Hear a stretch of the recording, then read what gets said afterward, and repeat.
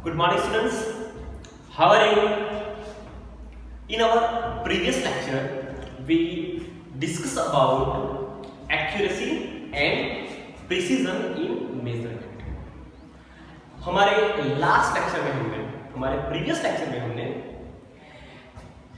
Measurement में जो accuracy है और जो प्रिसीजन है, कौन सा मेजरमेंट मोर एक्यूरेट है और कौन सा मेजरमेंट मोर प्रिसाइज है, उसको कैसे डिसाइड करते हैं, एक्यूरेसी क्या है, प्रिसीजन क्या है, उन सब के बारे में हमने बात की थी।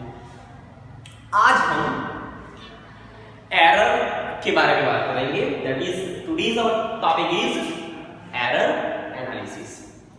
सो पहले एरर के बारे में बात करते हैं, उससे पहले हमारे एरर वर्ड सुनते ही हमारे माइंड में क्वेश्चन बनता है, व्हाट इज एन एरर?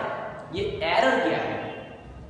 बच्चों, हमारे ह्यूमन बीइंग की तो एक फितरत ही है कि हम मिस्टेक करते ही रहते हैं। ओके, सो हम जो मेजरमेंट लेते हैं उसमें जो इनएक्यूरेसी मिलती है, सम मिस्टेक्स मिलती है, उसको हम क्या बोलते हैं? एरर बोलते हैं। Okay, now the proper definition of error is inaccuracy in measurement. हम जो मेजरमेंट लेते हैं उनमें जो इनएक्यूरेसी मिलती है उनको हम क्या बोलते हैं? एरर बोलते हैं बच्चों। अब दूसरा क्वेश्चन आता है कि बट ये जो एरर है वो कहां से आती है, जन्म कहां से लेती है? ओके, हम जो मेजरमेंट लेते हैं उनमें एरर आई, तो आई कहां से? दैट मींस कि how error comes in measurement. Error measurement में एरर आई कहां से? हम कितनी भी कोशिश कर लें, however hard we try, there is always some difference between actual value, that is actual measurement, and our measured value. अगर मुझे ये मार्कर की लेंथ मेजर करनी है और मुझे ये मार्कर की स्टैंडर्ड लेंथ पता है जो कंपनी ने लिख के दी है उस पे, और मैं उसका measurement with the help of कोई भी instrument, for example metre scale की हेल्प से मैं इसकी लेंथ मेजर करने की ट्राई करता हूँ, तो मुझे बच्चों क्या मिलता है? उसकी एक्चुअल वैल्यू से, उसकी जो ट्रू वैल्यू है, ट्रू लेंथ है, उससे मैंने मेजर की जो वैल्यू मिलती है वो स्लाइटली डिफरेंट होती है। ओके, तो यहां से एरर आना स्टार्ट हो गई। ओके, तो ऐसा जरूरी नहीं है कि एरर सिर्फ इससे बेस पे ही आती है। ओके, तो एरर के भी दो टाइप्स हैं। मींस कि error in measurement can be classified as systematic error and random error.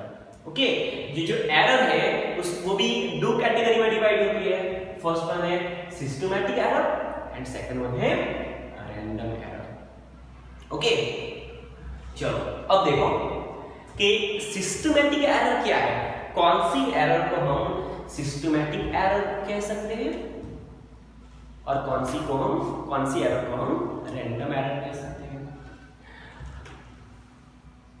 तो बच्चों, ऐसी एरर जो हमें पता हो कि वो कहां से आ रही है। ओके, हमने कौन सी गलती कर दी जिसको हम इंप्रूव कर सकते हैं, तो ऐसी एरर है जिसका कॉज, उसका आने का जो रीजन है वो हमें पता हो और उसको हम रिमूव कर सकते हैं। इट इज रिमूवेबल एरर है, तो उसको हम बच्चों क्या बोलेंगे? Systematic error. That is cause of error is non. हमारे लिए ये जो एरर आती है वो नोन है, भाई कहां से आ रही है, किसकी वजह से ये सब मिस्टेक्स हो रही है वो हमें पता हो, तो ऐसी एरर को हम बोलेंगे systematic error. That is cause of error is known for us, we can remove it. भाई हमें पता है कहां से आ रही है तो हम उसे रिमूव कर सकते हैं। And most time thing is that it can be positive और नेगेटिव। वो पॉजिटिव भी हो सकती है, नेगेटिव भी हो सकती है।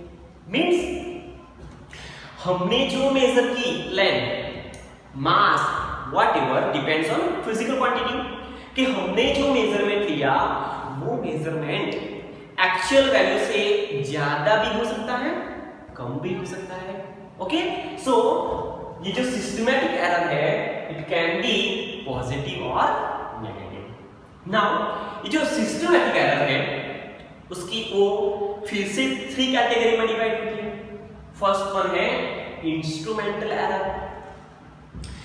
बच्चों ऐसा भी हो सकता है ना कि हमने ये जो मेजरमेंट लिया, ये मार्कर की लेंथ मेजर की with the help of some instrument, हमने जो इंस्ट्रूमेंट से इसका मेजरमेंट लिया, अगर वो इंस्ट्रूमेंट ही खराब हो तो हमें ये लेंथ है वो प्रॉपर नहीं मिलेगी। मींस कि जो इंस्ट्रूमेंट की वजह से जो एरर प्रोड्यूस हुई उसको हम क्या बोलेंगे, instrumental error. So it arise due to imperfection or improper design of measuring instrument।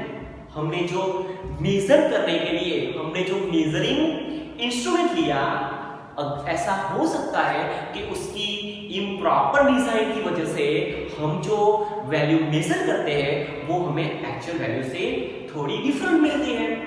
Okay, if we take one beautiful example, when no object is suspended from a spring balance, its pointer shows 0.1 gram instead of 0।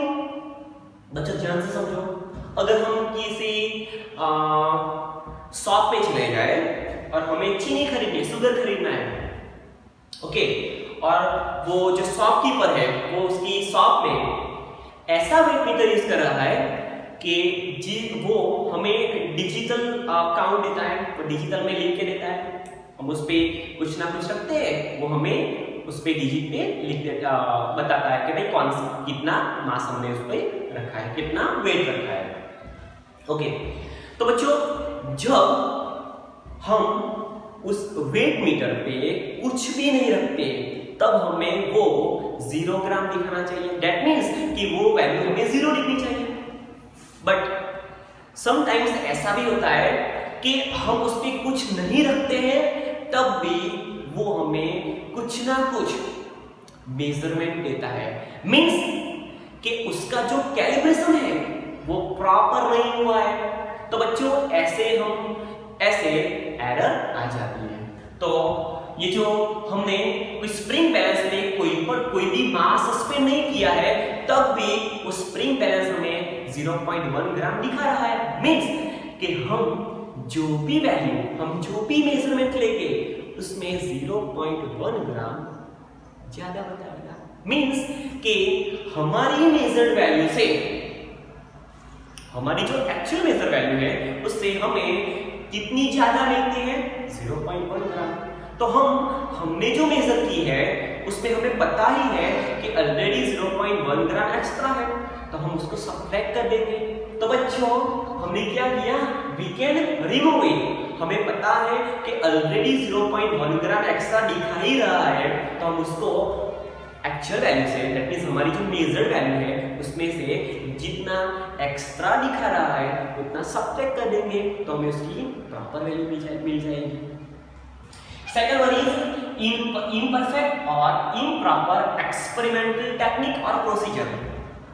जो procedure हम follow करते हैं experiment करने के लिए और जो technique हम यूज करते हैं वो इम्प्रॉपर है, उसमें कोई परफेक्शन नहीं है, तो ऐसे भी इम्परफेक्शन और इम्प्रॉपर एक्सपेरिमेंटल टेक्निक और प्रोसीजर की वजह से भी एरर आ जाती है।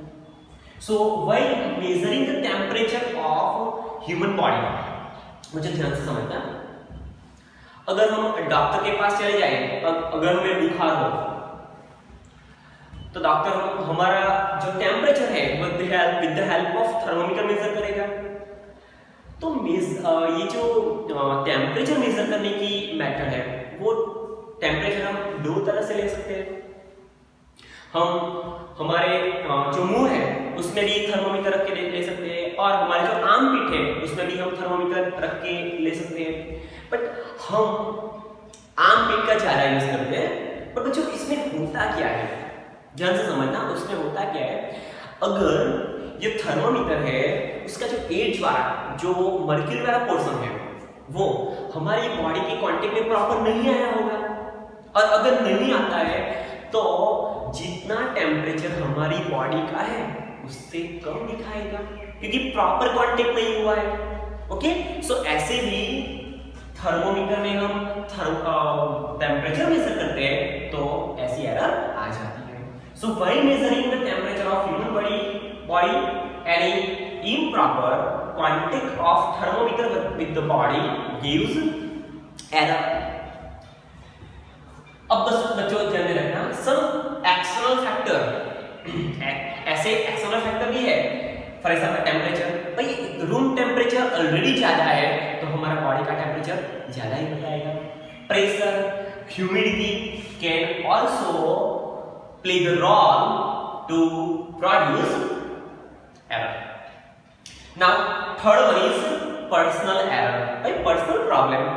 ओके, मैं स्पेक्ट पहनता हूँ तो मुझे कोई स्मॉल मेजर वर्नियर कैलिपर्स में दो कोइंसाइड पॉइंट मुझे देखने हो तो मुझे मैग्नीफाइंग ग्लास यूज करना पड़ेगा। अगर मैं विदाउट मैग्नीफाइंग ग्लास मेजर करने की ट्राई करता हूँ तो बच्चों क्या होता है, वो जो कोइंसाइड पॉइंट है वो एग्जैक्टली नहीं दिखते, तो क्या होता है, ऐसे एरर आ जाती है। So personal error that is arise due to individuals bias, carelessness, taking observation और improper setting of apparatus of experiment. जब भी हम एक्सपेरिमेंट परफॉर्म करने जा रहे हैं तो हमने जो apparatus यूज किए उसकी जो अरेंजमेंट होनी चाहिए वो प्रॉपर नहीं होती और हमें बोल लगता है, दिस इज आवर केयरलेसनेस, तो उसकी वजह से भी एरर आ जाती है। ओके, तो बच्चों ये क्या हो गई, सिस्टमैटिक एरर। तो बच्चों हमने ऐसी बात की कि systematic error we can easily remove because वो कहां से आती है उसका कॉज हमें पता है तो हम उसे इजीली रिमूव कर सकते हैं। तो बच्चों ये जो सिस्टमैटिक एरर में जो फर्स्ट है इंस्ट्रूमेंटल एरर, जो इंस्ट्रूमेंटल की कोई खराबी से आई होगी, तो अगर हम ऐसा इंस्ट्रूमेंट यूज करते हैं जो हम ऐसा इंस्ट्रूमेंट यूज करते हैं जो प्रॉपर डिजाइन वाला हो, मींस हम जो एक्सपेरिमेंट परफॉर्म करने जा रहे हैं उसको रिलायबल हो, ओके, और गुड क्वालिटी का हो, तो हम ऐसी इंस्ट्रूमेंटल एरर रिमूव कर सकते हैं। Second one is imperfect and improper experimental technique and procedure. हम ये जो एक्सपेरिमेंटल टेक्निक है और प्रोसीजर हम जो फॉलो करते हैं वो अगर प्रॉपर होगी तो हम ऐसी भी इम्परफेक्शन और इम्प्रॉपर एक्सपेरिमेंटल टेक्निक से जो भी एरर प्रोड्यूस होती है उसको रिमूव कर सकते हैं। And last one is personal error. Okay, तो पर्सनल एरर तो हम अपने पर्सनल एरर, हमारा जो बायस है, हमारी जो केयरलेसनेस है, उसको हटा के ऐसी पर्सनल एरर हम रिमूव कर सकते हैं। ओके, तो बच्चों आज हमने एरर के बारे में बात की। एरर क्या होती है, वो कहां से आती है, उसके कितने टाइप्स हैं, उसके टाइप की कितने टाइप्स में ज्यादा क्लासिफाइड होते हैं, उस सब के बारे में हमने आज बात कर दी। Okay, now 1 marks short question, how can we remove systematic error. जो सिस्टमैटिक एरर है वो इंस्ट्रूमेंट की वजह से आ सकती है, इम्परफेक्शन ऑफ एक्सपेरिमेंटल टेक्निक की वजह से आ सकती है और पर्सनल बायस की वजह से आ सकती है। तो how can we remove it, how can we remove systematic error. 1 marks short question, 1 marks short question आ सकता है कि how can we remove systematic error. So systematic error can be minimized by improving experimental technique. First one, selecting high quality instrument, we can remove the error due to instrument, that is we can remove experimental error by improving or by selecting high quality instrument.